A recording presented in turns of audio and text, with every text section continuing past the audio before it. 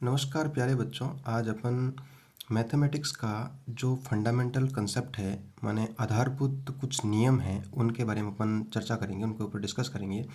जिसमें अपना एक टॉपिक आता है डिविजिबिलिटी रूल, विभाज्यता का नियम। माने अपन को गणित में हर जगह इसकी ज़रूरत पड़ती है कि किसी भी संख्या में 2 का भाग जाता है या नहीं जाता है, या 2 से पूरे तरीके से डिवाइड होता है या नहीं होता है, 3 से डिवाइड होगा या नहीं होगा। तो उस तरह की जितनी भी संख्याएं हैं कि इसमें इसका जो डिवाइड है वो होगा या नहीं होगा, तो उनको अपन डिस्कस करेंगे। ठीक है। तो सबसे पहले यदि अपन बात करें कि यह संख्या जो है वो 2 से डिवाइड होगी या नहीं होगी, तो उसके लिए आपका क्या रूल है कि 2 से डिवाइड के लिए unit digit of any number, यदि आपका किसी भी संख्या का जो इकाई अंक है वो 0, 2, 4, 6 या 8 हो, तो उस संख्या में 2 का भाग पूरा पूरा जाएगा। माने 2 से वो पूरे तरीके से डिवाइड होगी। माने उसमें जो रिमाइंडर है, माने जो शेषफल है, वो आपका क्या आ जाएगा, 0 आ जाएगा। ठीक है। तो देखते हैं, जैसे एग्जाम्पल कुछ संख्या लेते हैं। जैसे मैंने लिखा 220 लिखे। ठीक है। तो अपन को क्या देखना है, इसका यूनिट डिजिट देखना है, इकाई अंक देखना है। क्या देखना है आपको, इकाई अंक। कि यदि किसी संख्या का इकाई अंक आपका यदि 0, 2, 4, 6, 8 हो, तो उस संख्या में 2 का भाग पूरा पूरा जाएगा। तो अपन ने यहाँ देखा कि यूनिट डिजिट क्या आ रहा है, 0 आ रहा है। तो इसका मतलब ये हुआ कि इसमें 2 का भाग पूरा पूरा जाएगा। और देखते हैं, जैसे मैंने एक संख्या लिखी 555। तो अपन ने सबसे पहले इसका यूनिट डिजिट देखा, और यूनिट डिजिट क्या है, 5 है। तो क्या 0, 2, 4, 6 और 8 में से है क्या, नहीं है। तो इसका ये अर्थ हुआ कि इसमें 2 का भाग पूरा पूरा नहीं जाएगा। मैंने 2 से यदि इसको डिवाइड करेंगे तो उसमें कुछ न कुछ शेषफल, रिमाइंडर शेष रह जाएगा। ठीक है। और देखते हैं, जैसे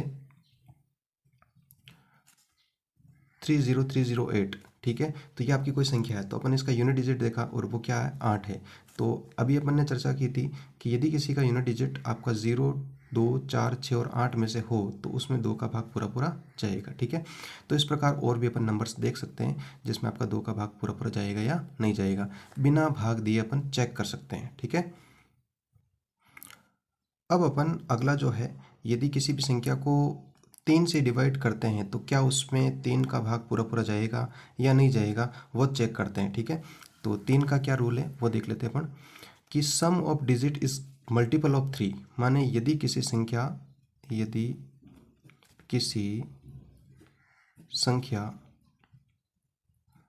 के अंकों का योग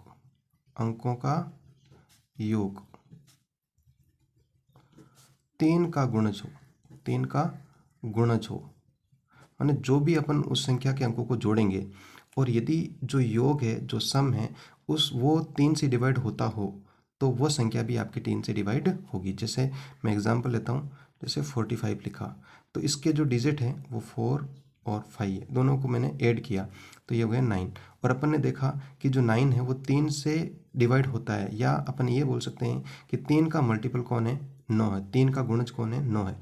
तो अपन ये बोल सकते हैं कि इसमें 3 का भाग पूरा पूरा जाएगा 45 में से। एक संख्या और देख लेते हैं, जैसे 20246। ठीक है। और इस संख्या को अपन देखते हैं कि इसमें 3 का भाग पूरा पूरा जाता या नहीं जाता। तो उसके लिए सबसे पहले इन सभी डिजिट को जोड़ दो। 2 + 0 + 2 + 4 + 6।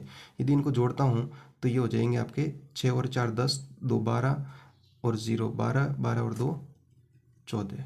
ठीक है।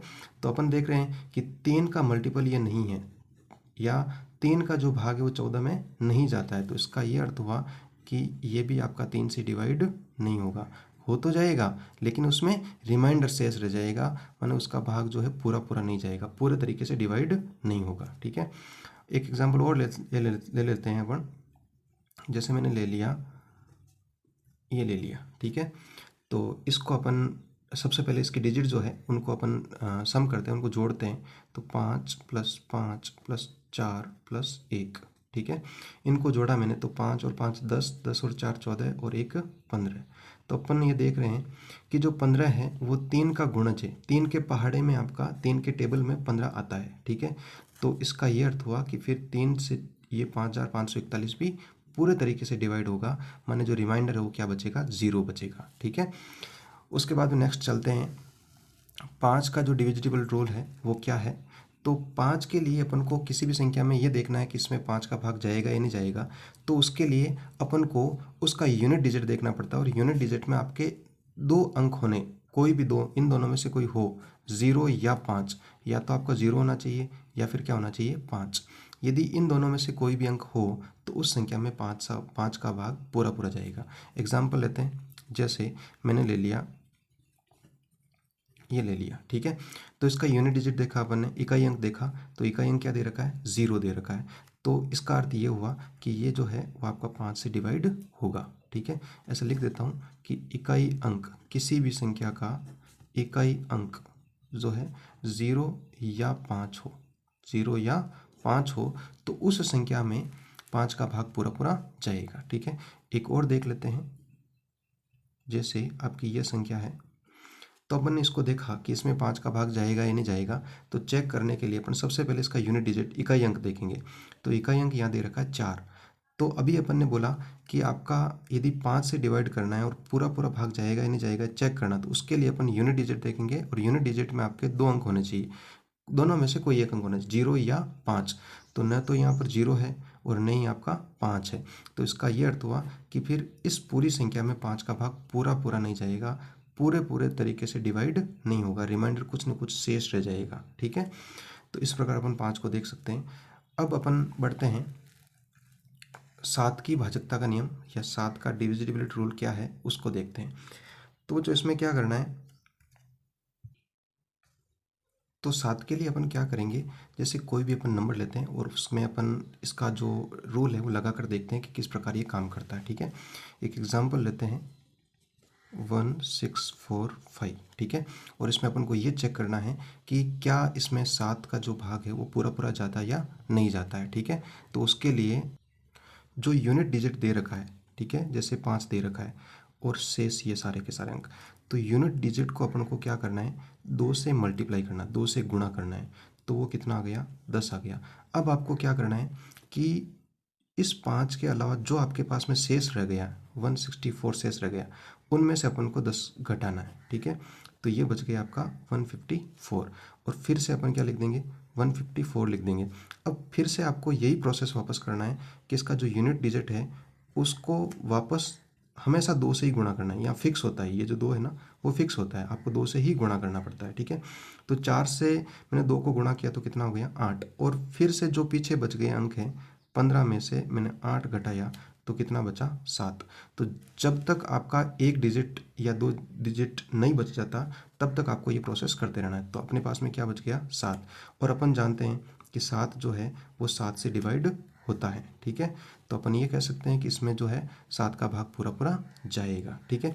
इसी प्रकार एक संख्या और ले लेते हैं, जैसे और देखते हैं अपन, एक एग्जाम्पल और देखते हैं। तो मैंने एक संख्या ले ली 1029, ठीक है। फिर से अपन को क्या करना है, जो यूनिट डिजिट है उसको हमेशा 2 से गुणा करना है।